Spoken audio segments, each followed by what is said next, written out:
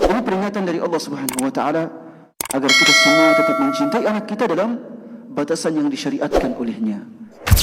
Kecintaan orang tua yang sangat luar biasa kepada anak, maka Allah tidak perlu mengingatkan, wahai orang tua, sayangilah anakmu. Tidak. Tapi Allah mengingatkan dengan cara yang lain. Dengan cara apa?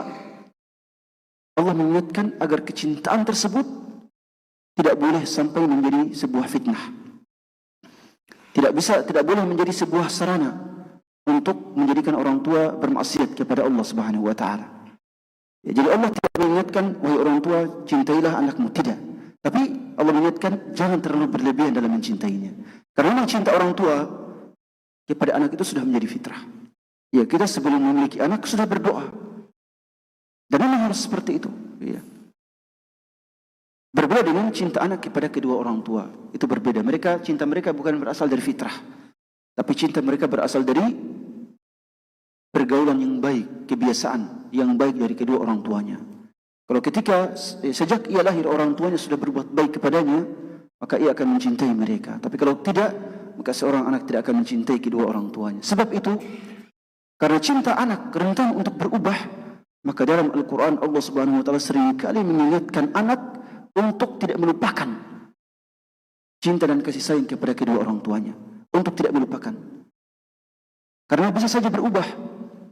Tapi cinta orang tua Allah tidak ingatkan untuk dilupakan. Tapi Allah ingatkan agar tidak berlebihan. Itu saja. Allah berfirman untuk mengingatkan kita semua. Innama amwalukum wa auladukum fitnah. Wallahu indahu ajrun azim. Ini dalam surah At-Taghabun ayat 14. Innama amwalukum wa auladukum fitnah. Sesungguhnya harta-harta kalian dan anak-anak kalian itu menjadi ujian bagi kalian. Dengan harta kita diuji. Diuji dengan apa? Diuji dengan kecintaan harta. Diuji dengan kekayaan. Apakah bisa membuat kita tetap istiqomah atau harta tersebut membuat kita menyimpang? Demikian pula anak-anak kita. Ujian, fitnah. Fitnah itu dalam bahasa Arab bisa bermakna ujian. Waja'alna ba'dakum li ba'din fitnatan atasbirun dalam surah Al-Furqan. Kami menjadikan kalian ujian bagi sebagian yang lain. Jadi fitnah itu bisa bermakna ujian. Bisa bermakna sarana kepada kemaksiatan. Itu fitnah. Dan juga bisa bermakna kemaksiatan itu sendiri. Dan juga bisa bermakna kekufuran.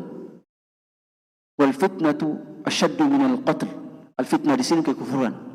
Al fitnah di situ kekufuran. Kekufuran itu lebih besar dosanya dibandingkan daripada pembunuhan. Ya. Jadi Allah Subhanahu wa taala mengingatkan. Bahkan Allah juga mengingatkan kedua kalinya dalam surah Al-Anfal. Wahai orang-orang beriman, sesungguhnya harta-harta kalian dan anak-anak kalian itu fitnah, ujian bagi kalian.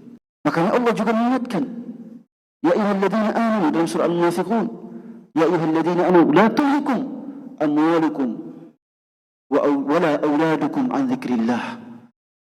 Wahai orang-orang beriman, janganlah harta-harta kalian, anak-anak kalian melalaikan kalian dari zikir kepada Allah Subhanahu wa taala.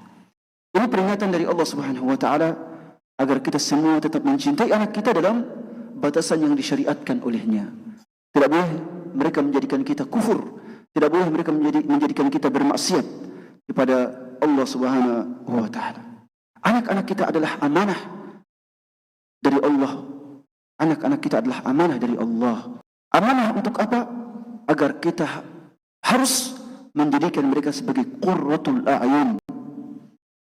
Agar kita harus menjadikan mereka sebagai qurratul a'yun. Qurratul a'yun artinya anak-anak yang soleh dan taat kepada Allah Subhanahu wa taala. Itulah penyejuk hati. Penyejuk hati-hati kita. Jadi penyejuk hati orang-orang mukmin adalah anak-anak dan keturunan-keturunan yang soleh dan solihah. Itulah penyejuk hati seorang mukmin. Dan tujuan kita berkeluarga. Dan ini menjadi doanya hamba-hamba Ar-Rahman yang bertakwa. Disebutkan dalam Al-Furqan, surah Al-Furqan. Di antara tanda-tanda hamba-hamba Allah Ar-Rahman yang bertakwa, walladzina yaquluna rabbana hab lana min azwajina wa dhurriyyatina qurrata a'yun waj'alna lil muttaqina imama. Orang-orang yang selalu berdoa kepada Allah, Rabbana hab lana min azwajina wa dhurriyyatina qurrata a'yun. Ya Allah, karuniakanlah kami istri-istri dan anak-anak yang bisa menjadi penyejuk mata kami. Apa itu penyejuk mata? Penyejuk mata adalah yang bisa membahagiakan kita dunia dan akhirat. Itulah penyejuk mata. Penyejuk hati kita. Yang membuat senang hati kita adalah mereka. Jadi bukan rumah kita yang indah, bukan kendaraan kita yang luar biasa, bukan aset kita, bukan. Bahkan aset yang terindah, terbaik, dan terbesar adalah anak-anak yang soleh. Itulah aset yang paling luar biasa. Tidak ada aset lain. Maka kalau seorang mukmin sudah dikaruniai oleh anak-anak yang soleh, apalagi hafiz dan hafizah sangat luar biasa, maka hendaknya dia banyak-banyak bersyukur kepada Allah Subhanahu wa taala karena dia telah sukses mewujudkan visi misi keluarga yang diwajibkan oleh Allah kepada dirinya, menjadikan mereka sebagai qurratu a'yun, menjadikan mereka sebagai orang-orang yang terlindungi dari kekufuran, kemaksiatan. Makanya Al-Qurtubi mengatakan sungguh beruntung.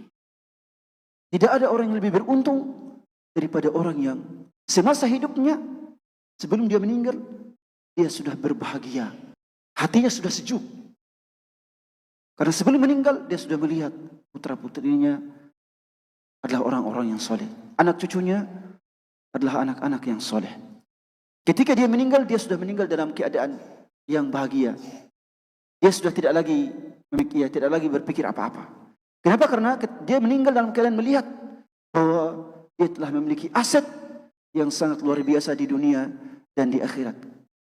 Kalau dia meninggal, dia sudah yakin ada orang-orang yang akan mengirimkan doa untuknya.